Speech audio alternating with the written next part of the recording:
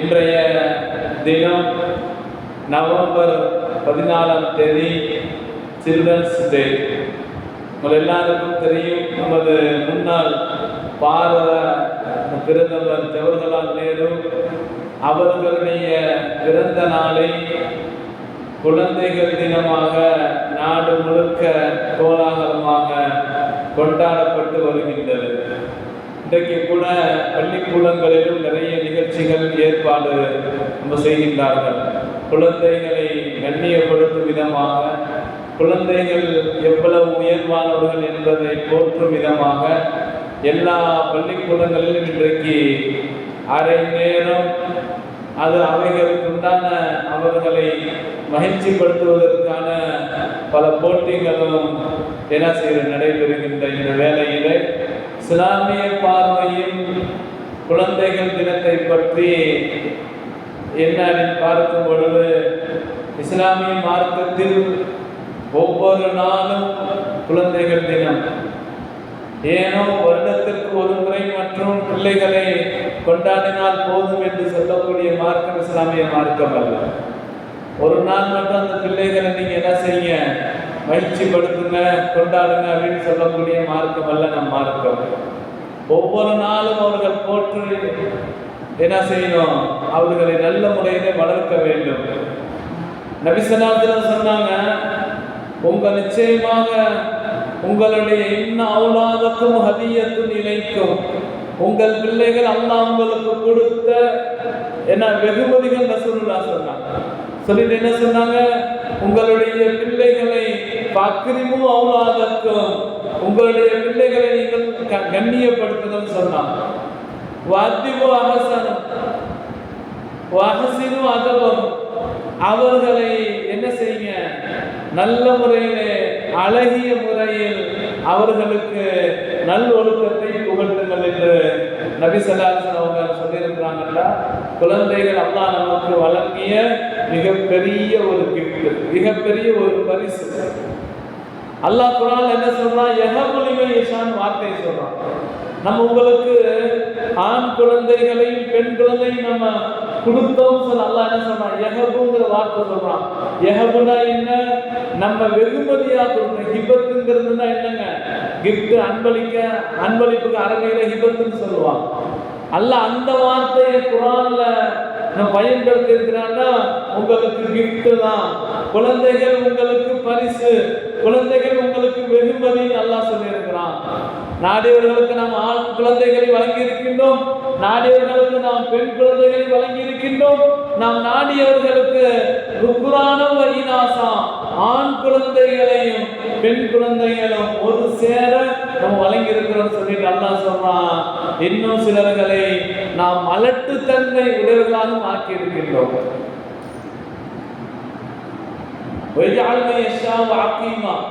அல்லாஹ் சொன்னான், தான் நாடியவர்களை அல்லாஹ் அவர்கள் குழந்தை பேரு இல்லாத, குழந்தையை பெற்றெடுக்காத மலட்டுத்தன்மை உடையவர்களாக நாம் ஆக்கி இருக்கின்றோம். அல்லாஹ் சொல்லி, இது அல்லாஹ்வுடைய நாட்டம், நம்ம கையில் இல்லை. இன்னைக்கு எத்தனையோ வகைகளை மனிதன் கண்டுபிடிக்கின்றான். அதாவது டெஸ்ட் பேபி, செயற்கை முறையிலே குழந்தையை கருத்தரித்தல், குளோனிங் முறையில இன்னும் எத்தனையோ பெயர்கள் இன்றைக்கு உருவாகி வருகின்றன. ஆனால் ஒரு உண்மையான முறையிலே, இயற்கையான முறையிலே பெற்றெடுக்கக்கூடிய குழந்தையை போல அது இருக்காது. அல்லாஹ் கிஃப்ட்னு சொல்லியிருக்கிறாங்க. இன்னைக்கு நம்ம கிஃப்டா பார்க்கிறோமா? இன்னைக்கு நம்ம குழந்தைகளை இன்னைக்கு நாம் வெகுமதியாக நாம் பார்க்கின்றோமா என்றால் இல்லை. இன்றைக்கு ஏனோ பாரமாக, சுமையாக குழந்தைகளை நாம் கருதுகின்றோம். நபி ஸல்லல்லாஹு அலைஹி வஸல்லம் என்ன சொல்லியிருக்கிறார், குழந்தைகள் அல்லாஹ் உங்களுக்கு கொடுத்த மிகப்பெரிய அமானிதம். அப்ப பரிசு சொன்ன இடத்துல இனி நம்ம விளங்கணும், வெறுமனே வெகுமதி கிஃப்ட் மட்டும், அதை தாண்டி அல்லாஹ் நமக்கு அமானிதமா கொடுத்திருக்கார் குழந்தைகளை. மிருகங்களுடைய குட்டிகளை போல அல்ல நம்ம பிள்ளைகள், ஆடு மாடு கால்நடைகளை போன்று உண்டானவைகள் அல்ல நம் பிள்ளைகள். அதை தாண்டி அந்த பிள்ளைகளுக்கு நல்லொழுக்கத்தை போதிப்பதும், அவர்களை நல்லவர்களாக நாம் வல்லவர்களாக கண்ணியமானவர்களாக நாம் வளர்ப்பதும் ஒவ்வொரு பெற்றோரின் மீது கடமை என்பதை நாம் மறந்துவிடக் கூடாது. எனவேதான் நபிகள் நாயகம் ஸல்லல்லாஹு அலைஹி வஸல்லம் என்ன செஞ்சாங்க? பெற்றோர்கள் மீது 3 கடமைன்னு சொன்னாங்க. பெற்றோர்கள் மீது எத்தனை கடமை? 3 கடமை. முதல் கடமை என்ன? குழந்தை பிறந்தவுடனே அதற்கு பாங்கு சொல்லி நல்ல அழகான அர்த்தமுள்ள பெயரை சூட்டுவது பெற்றோர்களின் முதல் கடமை. இதனை நாம் சரியாக நிறைவேற்றுகிறோமா என்று நாம் எண்ணி பார்க்க வேண்டும். குழந்தை பிறந்தவுடனே அவர்களுக்கு நாம் ஆற்ற வேண்டிய அந்த முதல் கடமையின் உள்ளே நபி ஸல்லல்லாஹு அலைஹி வஸல்லம் இதை சொன்னாங்க. குழந்தை பிறந்த அந்த 7ஆம் நாள் அந்த பிள்ளைகளுடைய பெயரிலே என்ன செய்யணும்? அகீகா கொடுக்கணும், தலைமுடியை இறக்க வேண்டும், அவர்களுக்கு என்ன செய்யணும்? நல்ல பெயரை நாம் வைக்க வேண்டும். நல்ல பெயர் நம்ம வைக்கிறோமா? அர்த்தமுள்ள அழகான பெயர் வைக்கிறோமா? ஹதீஸ் வந்திருக்கு, ஆண் குழந்தைகளாக இருந்தால் அப்துல்லா, அப்துல் ரஹ்மான் என்ற பெயரை சூட்டுங்கள் ரசூலுல்லாஹ்வே சொல்லியிருக்கிறார். இன்னைக்கு நபி ஸல்லல்லாஹு அலைஹி வஸல்லம் காலத்துல சஹாபாக்கள் இல்லை, அவர்களின் பரக்கத்தாக என்ன செய்யறோம்? நம்மளுடைய பிள்ளைகளுக்கு சஹாபாக்களுடைய பெயர்களை நாம் சூட்ட வேண்டும். இறை நேசர்களுடைய பெயரை நாம் சூட்ட வேண்டும். நல்லா வாழ்ந்து சென்றவர்களுடைய பெயரை நாம் சூட்ட வேண்டும். ஏன்? பெயருக்கு என்ன? பெயருக்கும் அவருடைய வாழ்க்கைக்கும் மானசீகமான தொடர்பு உண்டு என்பதை நாம் மறந்துவிடக் கூடாது. இன்னும் தெரியுமா உங்களுக்கு? நபி ஸல்லல்லாஹு அலைஹி வஸல்லம் ஒரு தடவை சபையில எல்லாம் உட்கார்ந்துருந்தாங்க. உட்கார்ந்துருக்கும் போது ஒட்டகத்துல பால் கறக்கணும். யார் இந்த வேலை, இந்த பொறுப்பை யார்கிட்ட கொடுப்பது? நபி ஸல்லல்லாஹு அலைஹி வஸல்லம் கேட்கிறாங்க, இந்த ஒட்டகத்துல பால் கறப்பது யார்?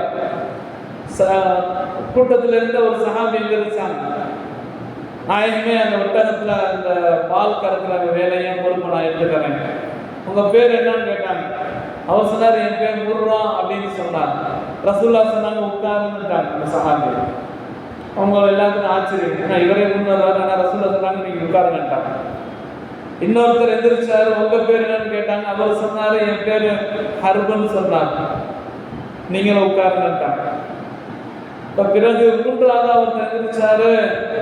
அப்ப அவருடைய அந்த பேரை கேட்டா நபி ஸல்லல்லாஹு அலைஹி வஸல்லம் இப்ப நீங்க போய் அந்த வேலையை இந்த பால் கறங்கன்னு சொன்னாங்க. அப்ப என்னன்னா அந்த சபையில நபி ஸல்லல்லாஹு அலைஹி வஸல்லம் என்ன செய்யறாங்க? அவங்களை கூப்பிட்டு அந்த பேரை ரசூலுல்லாஹ் அந்த சபையில என்ன செய்யறாங்க? மாத்துறாங்க. முர்ரா அப்படின்னா என்ன? கசப்புன்னு அர்த்தம். அப்ப உன் பெயரே கசப்பாருன்னா உன் வாழ்க்கை என்ன செய்யணும்? கசந்து போய்விடும். நம்ம நினைக்கிறோம் பேருக்கும் வாழ்க்கைக்கு என்ன சம்பந்தம் இருக்கு. அப்படி இருக்க போய் தான் நபி ஸல்லல்லாஹு அலைஹி வஸல்லம் என்ன செஞ்சாங்க? அந்த ஒரு வேலையை கொடுக்கும் பொழுது கூட என்ன செய்யறாங்க? அந்த மாதிரி உள்ள ஆளுகளை நபிகள் நாயகம் ஸல்லல்லாஹு அலைஹி வஸல்லம் என்ன செய்யறாங்க? அமர வச்சு அந்த விஷயத்தை புரிய வைக்கிறாங்க. இப்படி தவறான பெயர் வைக்கக்கூடாது என்பதை ரசூலுல்லாஹ் உணர்த்திருக்கிறாங்க. அதாவது இன்னைக்கு நம்ம என்ன செய்யறோம்? லேட்டஸ்டான பேர் நம்ம வைக்கிறோம். இன்னைக்கு நல்ல ஸ்டைலா இருக்கணும்னு நம்ம நினைக்கிறோம். இது வரைக்கும் யாரும் இந்த பேர் வச்சிருக்க கூடாது நம்ம நினைக்கிறோம், ஆசைப்படுறோம். அப்ப என் குடும்பத்துல இந்த பேர் யாருக்கு இருக்கக்கூடாது, என் ஃபேமிலியில இது வரைக்கும் இந்த பேர் யாரும் வச்சிருக்கூடாது, அப்படித்தான் நம்ம யோசனையா இருக்கே தவிர அந்த பெயர் நல்ல பெயரா, அது அர்த்தமுள்ள பெயரா, அந்த பெயர் வச்ச வாழ்க்கையில் முன்னேறுவானா, இவன் சாலிகான பிள்ளையா வளருவானாங்கிற சிந்தனை இல்லை. என்ன நினைக்கிறோம்? இந்த பேர் லேட்டஸ்டா இருக்கணும், இந்த பேர் நல்லா என்ன செய்யணும், ரொம்ப அதாவது பார்க்கும்போது ரொம்ப ஸ்டைலா இருக்கணும் அப்படின்னு நம்ம நினைக்கிறோம். இது வரைக்கும் அந்த பேர் யாரும் வச்சிருக்க கூடாது. இன்னைக்கு நம்ம என்ன செய்யறோம்? கூகுள்ல நம்ம சர்ச் பண்றோம், அந்த பேர் இருக்கு, அந்த பேர் இருக்கு, அந்த இது அர்த்தத்துல நம்ம பார்க்கறது இல்லை. அதனால நபி ஸல்லல்லாஹு அலைஹி வஸல்லம் என்ன சொன்னாங்க? அழகிய பேரை சூட்டுங்கள். அந்த முர்ரா என்பவருடைய அந்த பேரை நபி ஸல்லல்லாஹு அலைஹி வஸல்லம் மாற்றி வச்சாங்க. கசப்புங்கிற பேர் ரசூலுல்லாஹ் மாற்றி வச்சாங்க. இன்னொருத்தர் பேர் ஹர்பு, போர்க்களம். வாழ்க்கையே என்ன செய்யணும்? போராட்டமா போர்க்களம் ஆயிடக்கூடாது. ரசூலுல்லாஹ் அவருடைய பேர் என்ன மாத்தினாங்க? ஐஷா, நல்வாழ்க்கைன்னு சொல்லி நபி ஸல்லல்லாஹு அலைஹி வஸல்லம் மாத்தினாங்க. அப்ப இந்த மாதிரி தவறான பொறுப்பு கொண்ட அந்த பெயர்களை நபி ஸல்லல்லாஹு அலைஹி வஸல்லம் மாத்தி இருக்கிறாங்க. இன்னைக்கு நிறைய பேர் ஒரு பெண் பிள்ளைக்கு மாஹிஷான் பேர் வச்சிருக்காங்க. மாஹிஷான்னா என்ன? அருவருக்கத்தக்க அசிங்கமான பாவமான மானக்கேடான காரியம் தான் ஃபாஹிஷான்னு சொல்றது. ஆனால் தன் பிள்ளைக்கு அந்த பேர் வச்சிருக்கிறார் ஃபாஹிஷா, ரொம்ப ஸ்டைலாக இருக்கிறது.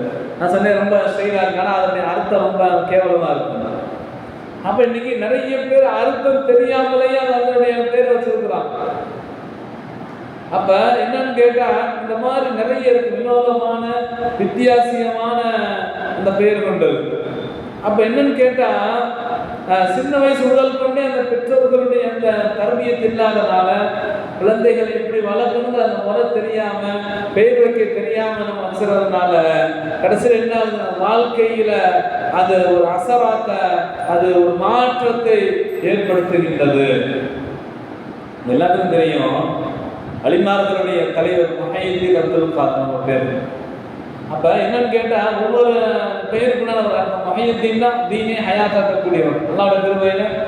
அப்ப எவ்வளவு பெரிய ஒரு மாற்றத்தை அந்த பேர் மூலமாக ஏற்படுத்தினாங்க. எத்தனையோ தீனை விட்டு வெளியேறிய முர்த்தத்தான பல மக்களை தீனுக்குள்ள அவங்க என்ன செஞ்சாங்க, கொண்டு வந்தாங்க. அப்ப தீனை ஹயாத்தாக்கூடிய அந்த பேர் எவ்வளவு பெரிய மாற்றத்தை அவங்க வாழ்க்கையில உண்டாக்குச்சு. பல பேர்களை தீனின் மக்கள் என்ன செஞ்சாங்க, கொண்டு வந்தாங்க. எல்லாருக்கும் தெரியும், நம்ம அஜ்மீரில் அடங்கி இருக்கக்கூடிய அவங்களுடைய பேர் என்னங்க, ஹாஜா முஹைனுத்தீன்.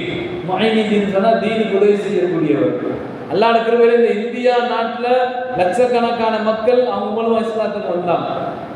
அல்லாஹ் ஒவ்வொருத்தருடைய அந்த பெயரை நம்ம நினைக்கிறோம், பெயர் தானே என்ன இருக்கு, இல்லை அதுலேயும் ஒரு அசராத்து இருக்கு. ஒரு ஏன்னா அந்த பெயருக்கும் வாழ்க்கைக்கும் ரொம்ப மிகுந்த தொடர்பு உண்டு என்பதை நாம் மறந்து விடக்கூடாது. எனவே நம்ம பிறக்கக்கூடிய பிள்ளைகளுக்கு நபிமார்களுடைய பெயரை வைக்கணும், சஹாபாக்களுடைய பெயரை வைக்கணும், நல்லவர்களுடைய பெயர். நாளைக்கு வறுமையில அல்லாஹ் உங்களை எல்லாத்தையும் உங்களுக்கு அந்த பெயரை சொல்லி என்ன செய்யணும், கூப்பிடும் பொழுது அது நல்ல பெயரை இருந்தா அல்லாஹ் என்ன செய்யணும், மகிழ்ச்சி அடைகின்றான்.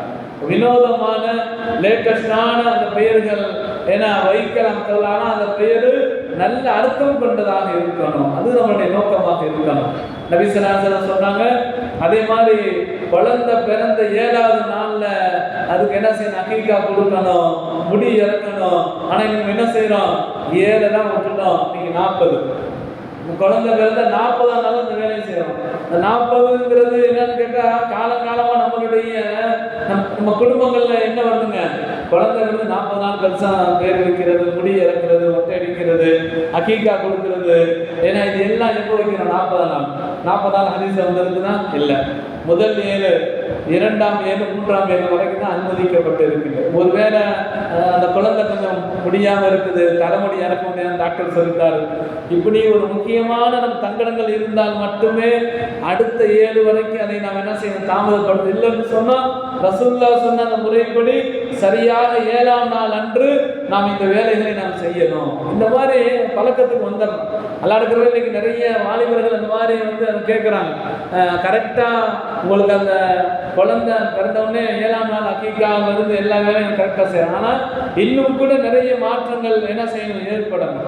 நபி ஸல்லல்லாஹு அலைஹி வஸல்லம் என்ன சொல்லியிருக்கிறாங்க, பிறக்கின்ற எல்லா குழந்தைகளும் அக்கீக்காவின் மீது அந்த பிள்ளைகள் அடகு வைக்கப்பட்டிருக்கின்றார்கள். அப்போ அந்த அடகுலிருந்து மீட்கப்பட என்ன செய்யணும், அந்த பிள்ளைகளுக்கு இருக்கக்கூடிய பலா முசீபத்துகள், நோய் நொடிகள் எல்லாத்தையும் அல்லாஹ் இந்த அக்கீக்காவை கொண்டு அவர்களுக்கு உடல் ஆரோக்கியத்தை கொடுக்கணும். அதனால அது முறையே அந்தந்த நேரத்தில் நாம் அதை என்ன செய்யணும், நிறைவேற்ற வேண்டும். சரி, இந்த முதல் கடமை. அதனால இன்ஷா அல்லாஹ் பெண் பிள்ளைகளாக இருந்தாங்கன்னா என்ன செய்யணும், சஹாபியாக்கள் ஏன்னா நபி தோழியர்களுடைய அந்த பேரை நம்ம பிள்ளைகளுக்கும் வைக்கணும். நீங்க சினிமா ஸ்டார்களுடைய அந்த பேரை வைக்கிறது, விளையாட்டு வீரர்களுடைய அந்த பேரை வைக்கிறது, அந்த மாதிரி விஷயங்களை வந்து கொஞ்சம் என்ன செய்யணும், மாற்றிக்கொள்ளணும். 2வது கடமை என்ன, நபி ஸல்லல்லாஹு அலைஹி வஸல்லம் சொன்னாங்க, குழந்தை பிறந்த உடனே நல்ல பேர் வைப்பது முதல் கடமை. 2ஆம் கடமை அந்த பிள்ளைகளுக்கு நல் ஒழுக்கத்தை போதிக்க வேண்டும், நல் ஒழுக்கத்தை அவர்களுக்கு நாம் கற்றுக் கொடுக்க வேண்டும், நல்ல விஷயங்களை அவர்களுக்கு நாம் என்ன செய்யணும், சொல்லித்தரணும். இது பெற்றோர்கள் மீது கடமையாக இருக்கின்றது. நபி ஸல்லல்லாஹு அலைஹி வஸல்லம் சொன்னாங்க, ஒரு தந்தை தன் பிள்ளைக்கு வழங்கக்கூடிய அன்பளிப்புகளில் மிக சிறந்த அன்பளிப்பு நல் ஒழுக்கம் சொன்னாங்க ரசூலுல்லாஹ். எப்படி அவ்வப்பொழுது உங்களுடைய வீடுகளில் அவர்களை பயமுறுத்தும் விதமாக ஒரு குச்சி மாட்டி வைக்கிறது ஒரு சுண்ணத். எடுத்து அடிச்சு காயப்படுத்துறது அல்ல. அந்த ஒரு குச்சியை பார்த்து நம் பிள்ளைகள் என்ன செய்யணும்? நம்ம தப்பு செஞ்சா நம்ம தந்தை நம்ம அத்தை அடிப்பாரு, அந்த பயம் வேணும். நபி ஸல்லல்லாஹு அலைஹி சொன்னாங்க, எப்படி ஒரு வறண்ட நிலத்திலே நீர் பாய்ச்சுவதை போல ஒரு தந்தை தன் பிள்ளைகளை என்ன செய்வது, கண்டிஷன் பண்றது, அவர்களுடைய தவறுகளை சுட்டி காட்டி காயப்படாதவாறு அடிப்பது வறண்ட நிலத்தில் நீர் பாய்ச்சுவதை போன்று என்று நபி ஸல்லல்லாஹு அலைஹி வஸல்லம் சொல்லியிருக்கிறான். அதனால நல்ல ஒழுக்கத்தை அவங்களுக்கு கொடுக்கணும். நினைக்கிறோம் என் பிள்ளைக்கு நான் நல்ல கிஃப்ட் வாங்கி கொடுத்துருக்கேன், நல்ல செல்போன் வாங்கி தரதா பெரிய கிஃப்ட் நம்ம நினைக்கிறோம். பிள்ளைகளுக்கு இஷ்டப்படி என்ன செய்யறது, நம்ம வேண்டிய காசுகளை கொடுக்கறது, தனி ரூமை கொடுக்கறது, இன்னைக்கு அவங்களுக்கு எல்லாமே என்ன செய்யறதும் நம்ம ஃப்ரீடமா நம்ம விடுறது. கடைசியில் என்ன ஆயிருங்க, பல வில்லங்களுக்கு பல பாதிப்புகளுக்கு அதுவே காரணமாயிருக்கு. என்ன செய்யறோம், என் பிள்ளைகள்லாம் நான் அப்படியே ஃப்ரீயா விட்டுட்டேங்க, நீங்க ஃப்ரீயா விட்டுறீங்க, அங்கிட்ட அவங்க ஃப்ரீயா போய் சுத்திக்கிட்டு இருக்கிறாங்க. இன்னைக்கு நம்ம பிள்ளைகள் என்ன செய்யறாங்க, தடுமாற்றத்தில் இருக்கிறாங்க. இன்னைக்கு அவங்க திசை மாதிரி இருக்கிறாங்க. இன்னைக்கு அவங்களுக்கு சரியான முறையில் அந்த தீனை பற்றி என்ன செய்யணும் எத்தி வைக்கலன்னு சொன்னா, இன்னைக்கு நம்ம பிள்ளைகள் நம்மளுடைய பேச்சை கேட்பதற்கு நம்ம தயாரா இல்லை. என்ன, நம்ம ஆரம்பத்துல கொடுத்த அந்த செல்லம், நம்ம ஆரம்பத்துல கொடுத்த அந்த செல்லு இன்னைக்கு என்ன ஆகுதுங்க, இன்னைக்கு அவர்கள் திசை மாதிரி போவதற்கும் மிகப்பெரிய ஒரு பாவ செயல் அவர்கள் மூழ்குவதற்கும் அது காரணமாக விடுகின்றது. கண்டிஷன் பண்ற நேரத்தில் கண்டிஷன் பண்ணணும், அன்பு காட்ட வேண்டிய நேரத்தில் அன்பு காட்டணும். அப்ப எல்லாமே தான் ஒரு பெற்றோர்கள் மீது கடமை. வெறுமனே எப்போ பார்த்தாலும் அதட்டுவது, அடிப்பது, அவர்களை அன்பு காட்டாமல் இருப்பதும் தவறானது. அதே நேரத்தில் அளவுக்கு அதிகமா செல்லத்தை கொடுத்து அவர்களை எதுவுமே கண்டுக்கராமல் விடுவதும் பெற்றோர்கள் மீது குற்றம் என்பதை நாம் மறந்துவிடக் கூடாது. நபிகள் நாயகம் ஸல்லல்லாஹு அலைஹி வஸல்லம் சொன்னாங்கல்ல, அப்போ ஒரு தந்தை தன் பிள்ளைகளுக்கு நல் ஒழுக்கத்தை போதிப்பது பெற்றோர்கள் மீது இரண்டாம் கடமை. மூன்றாவது கடமை என்ன ரசூலுல்லாஹ் சொன்னாங்க, பெற்றோர்கள் மீது மூன்றாவது கடமை என்ன, அவருடைய பிள்ளைகள் திருமண வயதை அடைந்து விட்டால் தாமதப்படுத்தாமல், கால தாமதம் செய்து விடாமல் பொருத்தமான ஜோடிகளை நீங்கள் தேர்வு செய்து திருமணம் முடித்து வைப்பது பெற்றோர்கள் மீது மூன்றாவது கடமை. நீங்க நம்ம என்ன செய்யறோம், ஆம்பளை பிள்ளைகளுக்கு என்ன, நம்மளுடைய மகள்களுக்கு வரன் பார்க்கிறோம். வரன் பார்த்து தேடி 21 வயசுல தேடினது 30 வயசு ஆயும் கல்யாணம் முடிச்சு கொடுக்காம இருக்கிறார். அதுல குறை இதுல குறைன்னு சொல்லி இன்னைக்கு நிறைய ஃபேமிலிகள்ல, நிறைய குடும்பங்கள்ல வயசாகி என்ன செய்யறாங்க, இன்னும் தேடிக்கிட்டு இருக்காங்க. 30 வயசு 30 வயசு ஆயிடுது. 35 வயசு வரைக்கும் அவர் இன்னும் ஒரு ஆண் மகனும் கல்யாணம் முடிக்காம இருக்கிறார். என்னடான்னு கேட்டா, எங்க அத்தா அவங்க 25 வயசுல பார்த்தாங்க, 10 வருஷமா என்ன செய்யறாங்க, பார்த்துக்கிட்டே இருக்கிறாங்க, இன்னும் என்ன செய்யல, போய் சேர. அப்ப இதெல்லாம் ஒரு தவறான அணுகுமுறை. நபி ஸல்லல்லாஹு அலைஹி சொன்னாங்க, திருமண வயதை அடைந்து விட்டால் தகுந்த பொருத்தமான சாலியான ஜோடிகளை நீங்கள் தேடணும், தேடி பார்க்கணும், தவறு இல்லை. ஆனா அந்த தேடுறேங்கிற அந்த பேர் வழின்னு சொல்லி கடைசியில் என்ன செய்யறது, 5 வருஷம் 10 வருஷமா தேடிக்கிட்டு இருக்கிறார். இதனால என்ன ஆகுது, தவறான வழிகள் அவங்க போயிடுறாங்க. அவங்களுடைய பெண் பிள்ளைகளும் அதே போலதான். அல்லாஹ்வுடைய கிருபையில அவன் சாலிகான மாப்பிள்ளையான்னு பாருங்க. அதை தாண்டி அவன் எவ்வளவு சம்பாதிக்கிறான், அவனுடைய சொத்து மதிப்பு என்ன, அவன்கிட்ட கார் இருக்குதா, அவன் வீடுகளை வாடகைக்கு விட்டுருக்கிறானா, இப்படியே நம்ம சிந்திக்கிறவங்க தவிர அவன் நல்ல ஒழுக்கமானவன் என்பதை நாம் பார்ப்பதில்லை. அப்ப இன்னைக்கு எப்படி அல்லாஹ் ரசூலுக்கு முறைப்படி இன்னைக்கு நம்ம வரன் தேடுறோமாண்டா இல்லை. என்ன நினைக்கிறோம், என் பிள்ளை கடைசி வரைக்கும் நல்லா ரொம்ப காஸ்ட்லியான இடத்துல நான் கட்டி கொடுக்கணும்னு ஆசைப்படுறோம். சமீபத்தில் இதாக உங்களுக்கு தெரியுங்களா, கேள்விப்பட்டிருப்பீங்கல்ல. அப்ப ஒரு மிகப்பெரிய அளவுல கிட்டத்தட்ட 300 பவுன் அளவுக்கு என்ன செய்யறாங்க, போட்டு நம்ம கட்டி கொடுத்து 40 நாள் முடிவுறதுக்கு முன்னாடி அந்த பெண்ணுடைய வாழ்க்கை முடிஞ்சு போயிருக்கு. அவன் எப்படி என்ன ஆயுது, அவனுடைய பேக்ரவுண்ட் எதையும் பார்க்கறது இல்லை. சொத்து இருக்குதா, உன்ட கார் இருக்கு, அதை மட்டும் தான் நம்ம பார்க்கறது. அப்போ ஒவ்வொரு முஸ்லீம் அல்லாஹ் ரசூல் எப்படி நம்ம பார்க்க சொல்லியிருக்கிறாங்க, ஒரு பெண் ஏன்னா எந்த முறையில் நம்மளுடைய மகன்களுக்கு பெண்ணை பார்க்கும் பொழுது எப்படிப்பட்ட பெண்ணை நாம் தேர்வு செய்யணும், அழகுக்காக அந்தஸ்துக்காக, இதை தாண்டி என்ன செய்யணும், அதை மார்க்கப்பட்டுள்ள பெண்ணாங்கிறத முதல்ல பார்க்கணும். முதல் அளவுகோல் என்ன, அந்த பெண் சாலிகான பெண்ணான்னு பார்க்கணும். நம்ம பசங்களுக்கு மகன்களுக்கு நிக்காம நிற்கும் பொழுது இந்த மாதிரி பார்க்கணும். பெண் பிள்ளைகளுக்கு நம்ம நல்ல மாப்பிள்ளை தேர்வு, அந்த மாப்பிள்ளை எப்படிப்பட்டவர், அவர் வெளிநாட்டில் இருக்கிறாரா அது மட்டும் பார்க்கக்கூடாது. நல்ல ஐடி ஃபீல்டில் இருக்கிறாரா, அந்த ஃபீல்டில் இருக்கிறாரா, எவ்வளோ சம்பளம், என்ன அவர் எப்பயாவது ட்ரிங்க்ஸ் அடிப்பாருங்க, அவர் எப்பயாவது ஸ்மோக்கிங் பண்ணுவாருங்க, எப்பயாவது எந்த பிரச்சனை இல்லை, நல்ல சம்பாத்தியம் இருந்தால் போதும் அப்படின்னு நினைக்கிறாங்க. நல்லா பாதுகாக்கும். அதனால நம்ம பிள்ளைகளுடைய வாழ்க்கை நம்ம படுகொலையில தள்ளிடக்கூடாது. அதனால பெற்றோர்கள் மீது மூன்றாவது கடமை என்ன? தகுந்த ஜோடிகள் கிடைத்து விட்டால் தாமதம் செய்யாமல் தயவு செய்து நிக்காஹ் முடிச்சு வச்சிருங்க. தாமதிக்க இருக்கக்கூடிய காலகட்டம் எல்லாத்துக்கும் நல்லா தெரியும். எப்பேற்பட்ட சூழ்நிலைக்கு நம்ம வாழ்றோம் அப்படின்னு சொன்னா, இன்னைக்கு சினிமா துறைகளும் இன்னைக்கு மற்ற மீடியாக்களும் என்ன செய்கின்றன, நம்ம பிள்ளைகளை எப்படியாவது வழி எடுப்பதற்கும் தயாரா இருக்கிறாங்க. யார்கிட்டையும் ஒரு அந்நியான் ஒரு அந்நிய பெண்ணோடு கை குலுக்குவது தவறில்லை, அவளோடு பேசுவது தவறில்லை, அவரோடு பழகுவது தவறில்லை. ஒரு காலம் இருந்தது, இலைமறை காயாக இருந்தது, இன்னைக்கு பப்ளிக்கா ஆயிடுச்சு. எதுவுமே தவறில்லை என்று சொல்லக்கூடிய ஒரு மீடியாக்களுடைய காலத்தில் வாழ்ந்து இருக்கிறோம். இன்னைக்கு பாருங்க, இன்னைக்கு நிகழ்ச்சிகள்ல, இன்னைக்கு டிவியினுடைய சீரியல்கள்ல, நிகழ்ச்சிகள்ல எல்லாமே என்ன சொல்றாங்க,